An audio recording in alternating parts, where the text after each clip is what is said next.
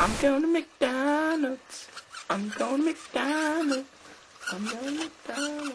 John Michael Kennelly is said to have not been the best student in school, rarely if ever paying attention to his classes. It's likely because of this that he ended up unemployed and relying on his father to pay rent at age 43. To socialize, he'd go to local community events, where on one occasion, he tried to ask his parents to visit their house. Under the username SpecialGuy29, he'd strike up an online chat with what he thought was a year-old boy. Kennelly, claiming to be a 29-year-old teacher, did not hold back with his obscene messages. And just 1 hour after meeting for the first time, they arranged to get together. To further confirm his intentions, Perverted Justice asked him to come over wearing nothing but underwear, but John did not wear underwear, so when he pulled up to the Sting house in Washington, he ended up getting into his birthday suit, only to be met with Chris Hansen. Could you explain yourself? I'm sorry. The show hadn't quite taken off yet, so John assumes Chris is the boy's father. Your son IM'd me, and he told me to come on over. That's how you know this is old, when the term DM wasn't invented yet. How old are you? I'm 29, sir. 29. And what do you do for a living? I drive a school bus. You drive a school bus. Yes, sir. And you're a school bus driver or a teacher? Teacher. You're a teacher. God, even in his head he can't hold down a job. Early on, they let the Predators leave without facing legal repercussions. But John almost single-handedly told them this was not a good idea. Cause less than 24 hours later, using the same account as before, he scheduled to meet up with another decoy at a McDonald's. Chris was in utter disbelief. I have been in television for 24 years. I just came to get something to eat. And I have very seldom been at a loss for words. Sir, I just came to get something to eat. But I don't even know what to ask you first. I just came to get something to eat. John, we've been through this before. What are you doing? I've got the chat log again. A nervous John Kennelly tries to obtain forgiveness by saying he will be meeting with his psychiatrist soon. Don't you think you need some help? I'm seeing a psychiatrist. Do you see why I was skeptical last night when you said... When you get those... No, I can't, John. I can't do that. That's their job, is to record video and audio.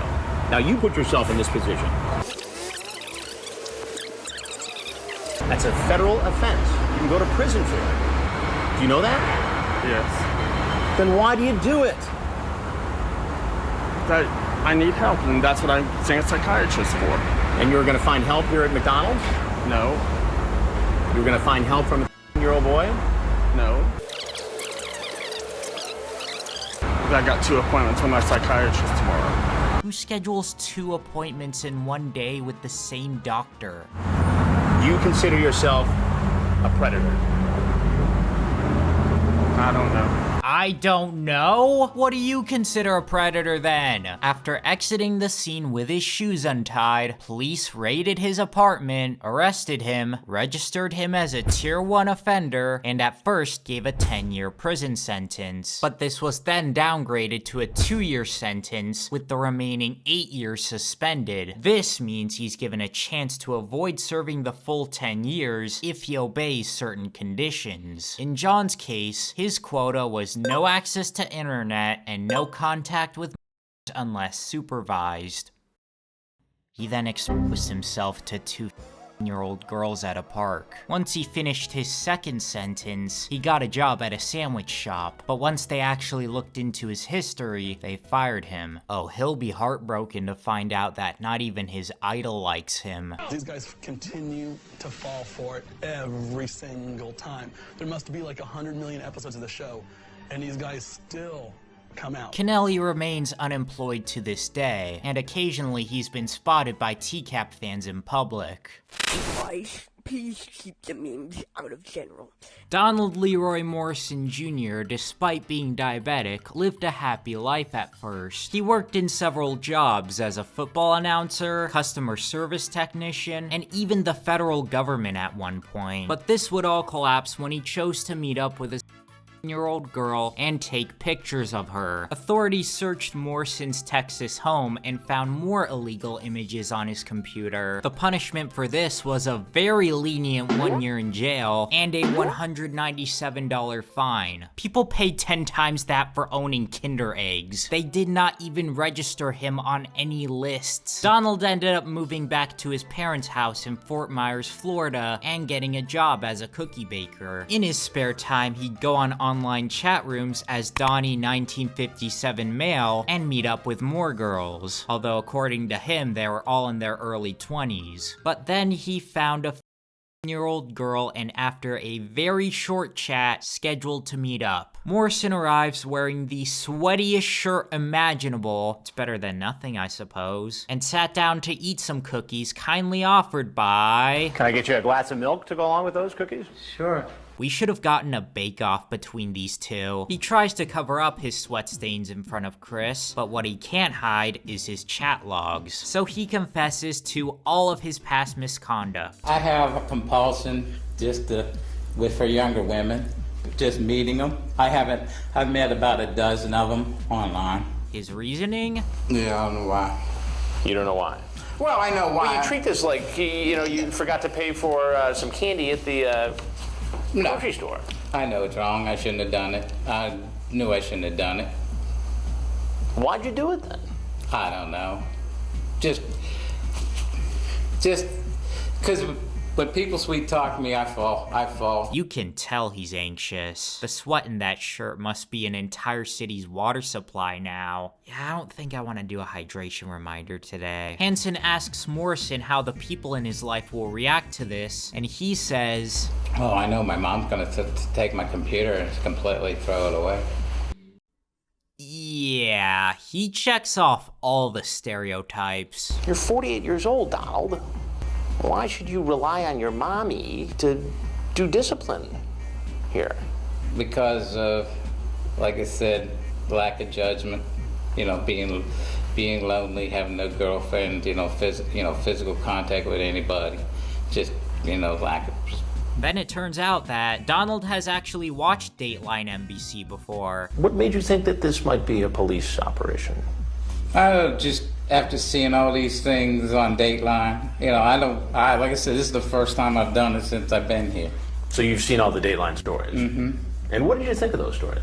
I thought some of them were pretty bad. I saw the one where they were coming over for and stuff like that, you know. And I'm not really into,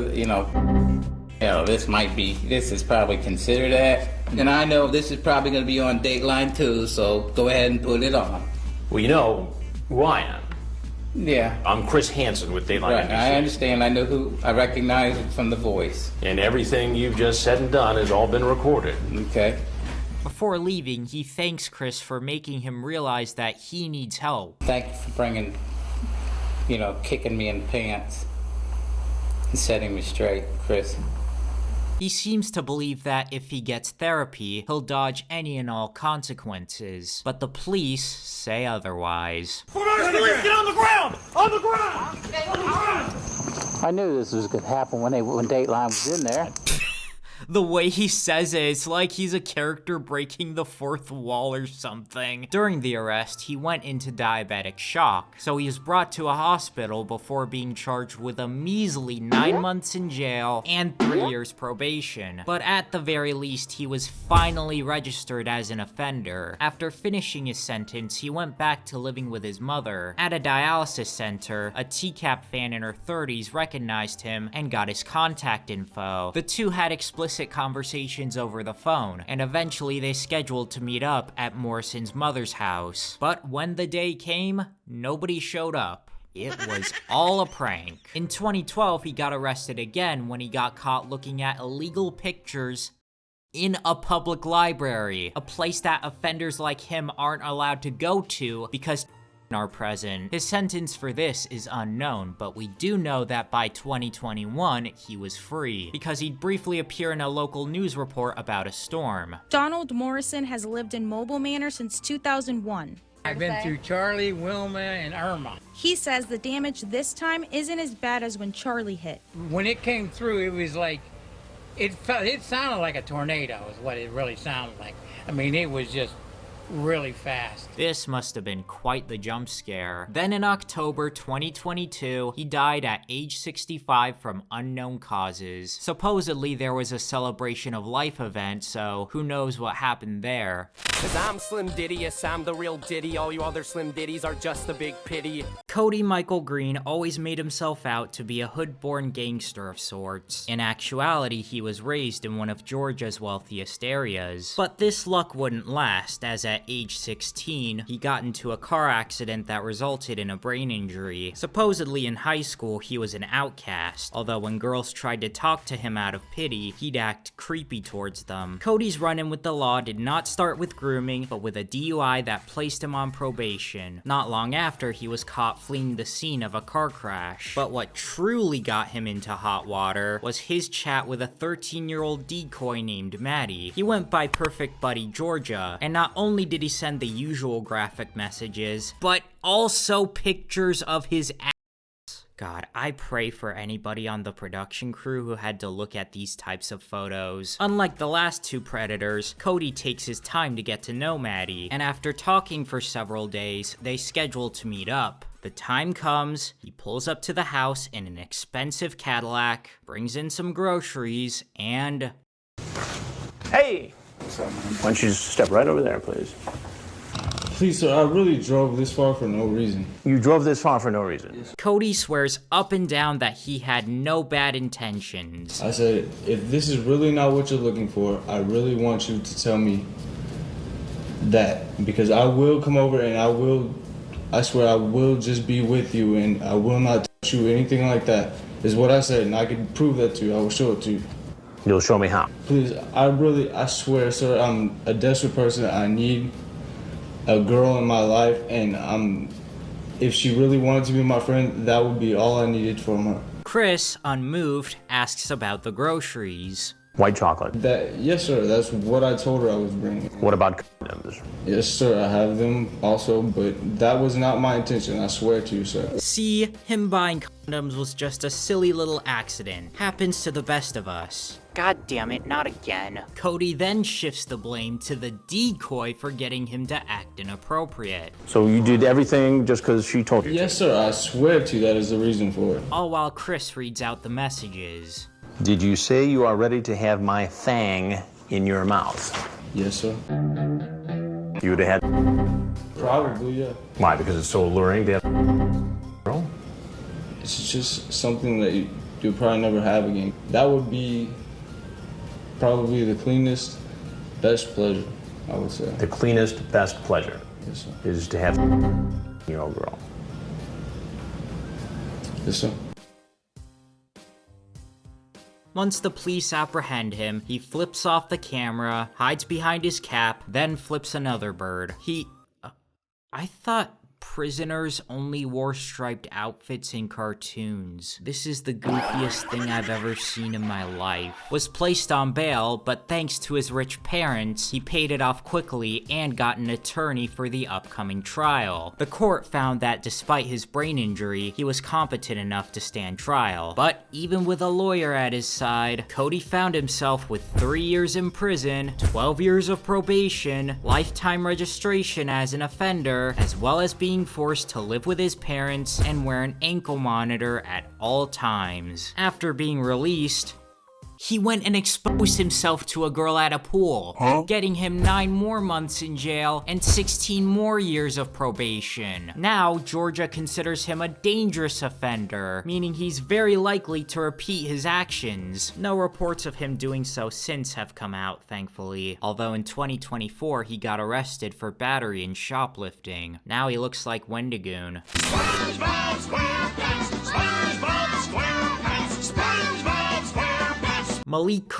Washington was a New York University student who worked as a GameStop manager. Under the name Loverboy212X, he chatted with a 12-year-old decoy about things a 12-year-old should not be learning. Malik claimed to be 19, but in actuality, he was 27. What's the point of doing that? It's illegal either way. Instead of a house, they plan to meet up at a beach. But because Malik doesn't have a car, he instead takes a train and walks several miles to the area. With him, he brought a zesty SpongeBob jacket and a laptop filled with corn. Once he arrives, he states his intentions in front of the decoy word for word, until a hero emerges from the shadows, causing Malik to do a complete 180. What's going on? I'm good. You're good? Uh-huh. What were you planning on doing this evening? Nothing much, just hang out. And how old are you? Me, I'm 17. What year were you born? 85, I think. 85, I think. 85? That's 4 different ages. Why did you think it was okay to visit a year-old girl at your age? First of all, I like to travel, and then You like to travel? I like to travel, plus she wants to hang out, so I don't mind. What? You know, seeing them on the beach makes me wish they did more themed Sting locations. Like, imagine if they meet up at a medieval castle and Chris comes in as a knight. Or what about a haunted house? They have to get through a maze to meet the decoy, only to be jump scared by Chris in a killer mask. That would have been awesome. Somehow Malik gets the idea that Chris is his friend and asks for a ride home. Can you give me a ride home? Because I want to walk back. I can't give you a ride, I'm sorry. I had to walk back? Well, that's up to you. But I'm not in a position to give you a ride, though. Hanson says no because somebody else is planning to pick him up. Get down! Get down! Get down! Get down! Get down! He unfortunately managed to avoid jail time thanks to a plea deal, but he was to be supervised and registered as an offender for the rest of his life. It's likely because of this conviction that he never ended up graduating from NYU. In 2023, Malik became a rapper under the name Malik Washington, and he sang about how he's one of those ninjas whose dreams got shattered. That's your damn fault!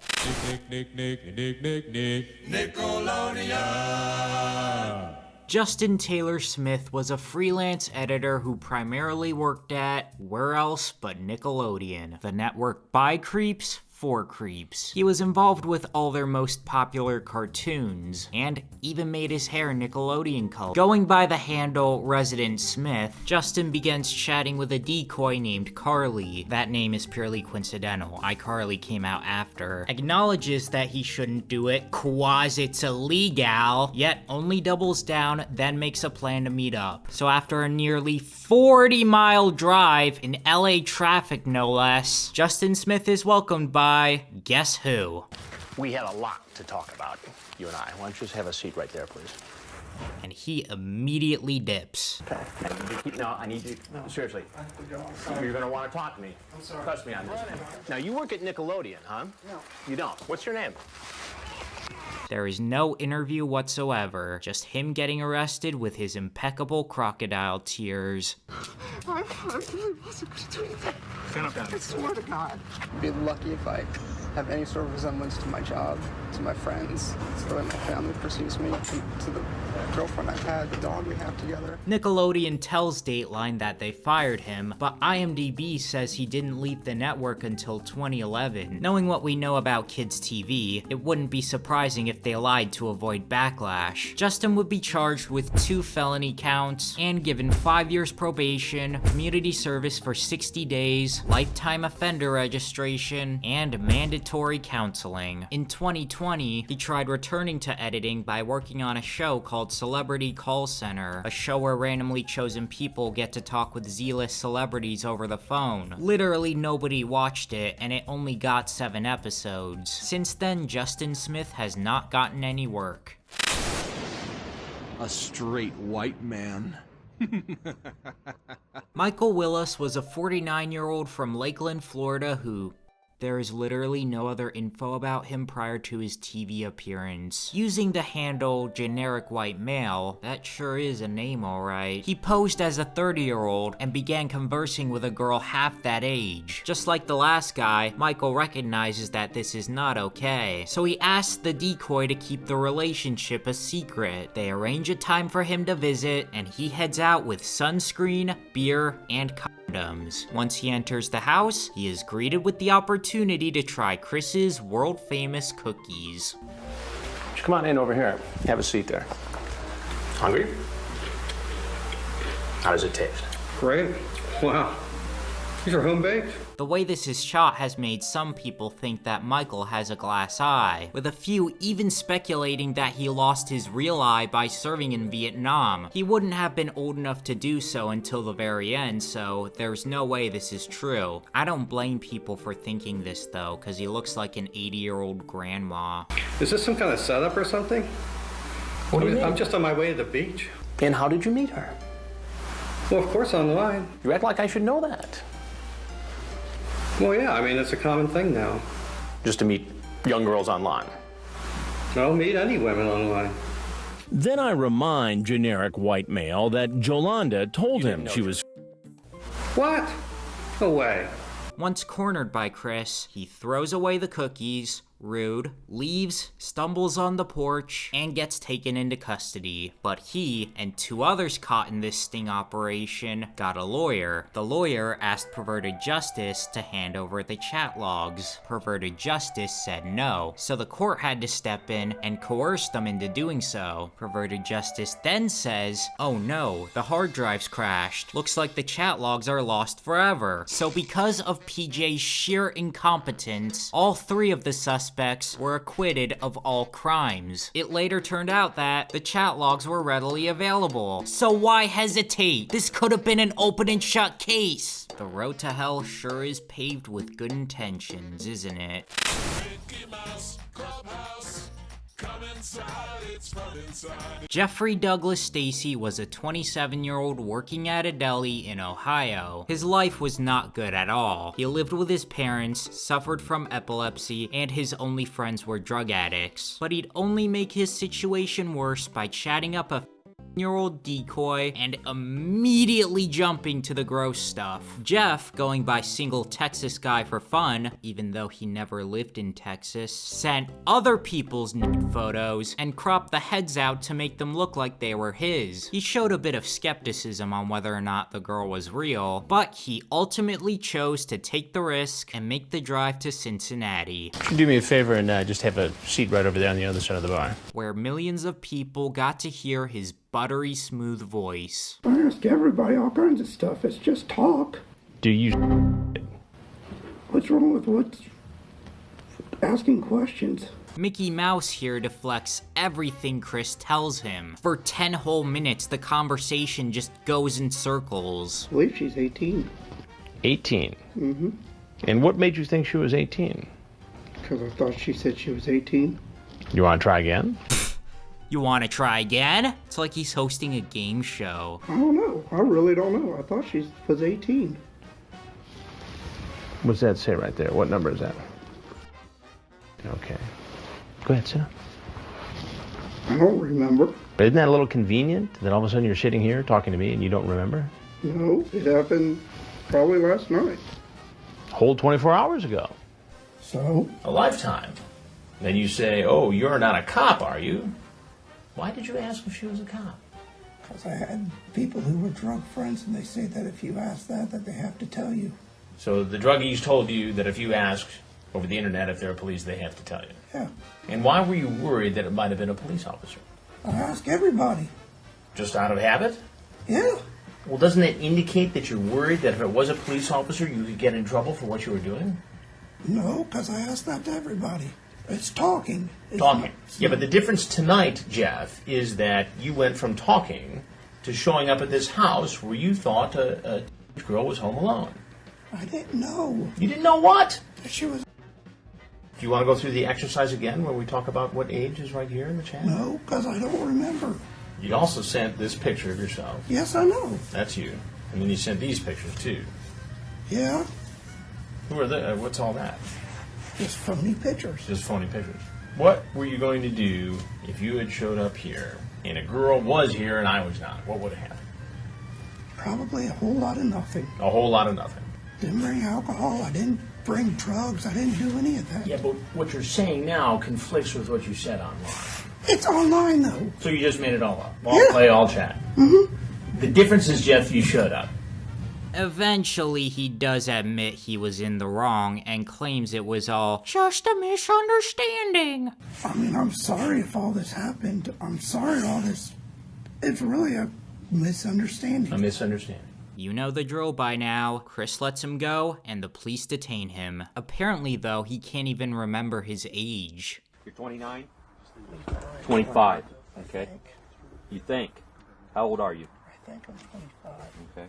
Him and Malik must be competing. To gain sympathy and possibly dodge consequences, he makes threats of ending his own life. The officers do not budge. Jeff's sentence is 6 months in prison, 6 months probation, offender registration for 10 years, mandatory counseling, giving up his car, and paying the police's overtime costs for the investigation. Out of prison, Jeff managed to marry an adult woman, likely due to his Ohio riz, and get a job as a karate instructor, but his wife, Leanne Cundiff, was very abusive and would often make threats to accuse him of assault. Then his dojo dropped him after TCAP fans found out he worked there and filed complaints. His life was back on a downward trajectory.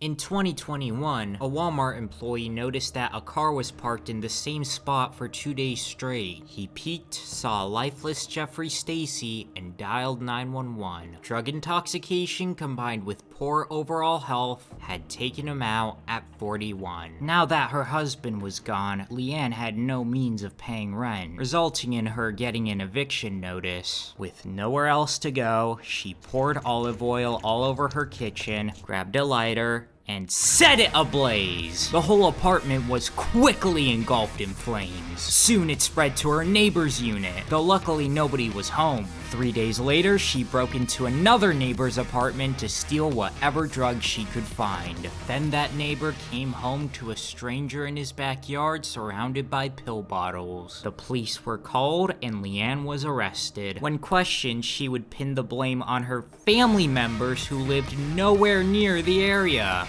Then it changed to her family members making her do it. Then it changed to her starting the fire because the family was going to start a much worse one. Then it changed to her accidentally leaving the oven on. Leanne was obviously not in a correct state of mind, so instead of jail time, she was given 3 years in a mental institution. You better hide, cause she gets out in July this year. So yeah, it looks like Jeffrey Stacy got the worst punishment imaginable, marrying a Hello Kitty girl.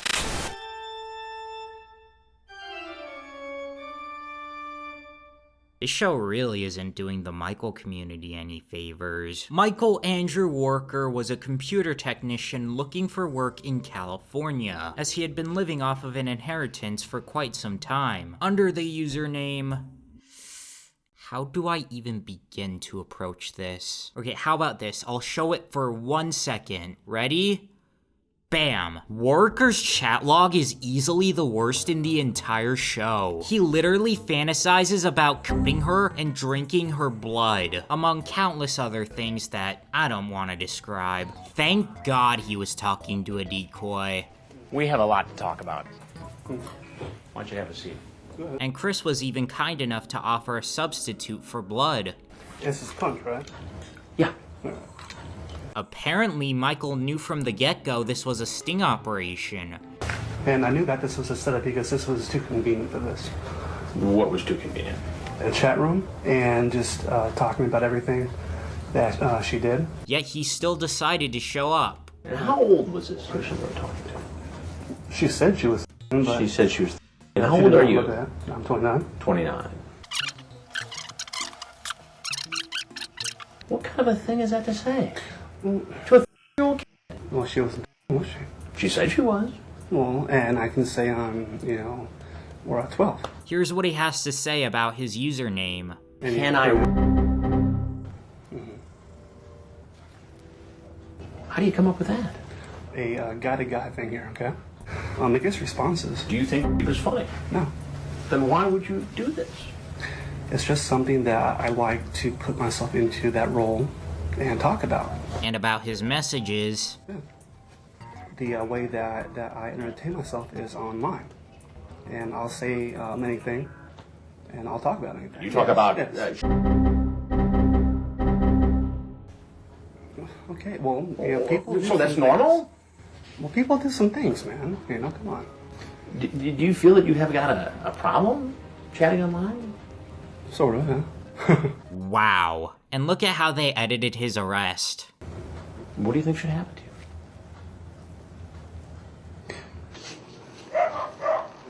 Perfect. So knowing that Michael Warrecker wasn't just planning on picking up a cupcake, but also enacting outright violence, surely he'd get a far harsher sentence. He got 120 days in jail and 5 years probation, with lifetime offender registration, but what are we even doing? He would have gotten 4 years in prison if he violated his probation, but he never did. His life afterwards was very uneventful. He moved from California to Idaho and lived there until his death in 2024.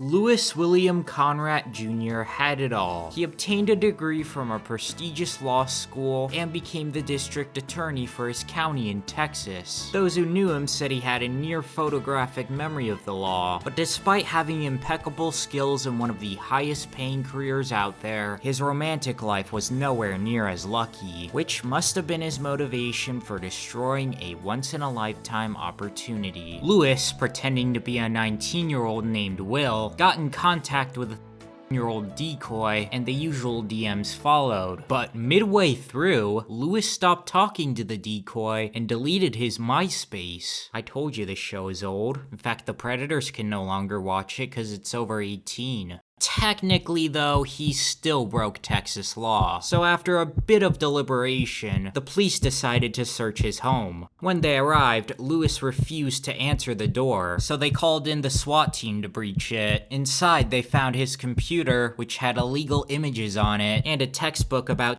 safety laws. Then they entered the hallway and were greeted by Lewis Conrad, who proceeded to end his own life in front of them.